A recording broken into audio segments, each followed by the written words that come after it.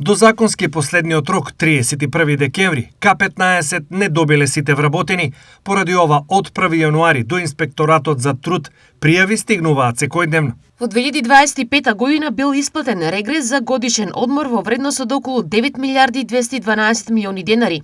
Завршил на сметката на над 455.680 работници, но сепак дел од вработените на кои им следува не добиле пари. Велат од Инспекторатот за труд, објаснувајќи дека на работодавачите им се закануваат казни доколку регресот не го исплатат. Ако се споредат податоците со претходната 2024 година, достапни преку УЈП, може да се констатира дека лани сумата исплатена за К15 била поголема за 735 милиони денари, но бројот на работодавачи кои исплатиле бил помал за 176, исто како и бројот на вработени кои добиле пари на сметка.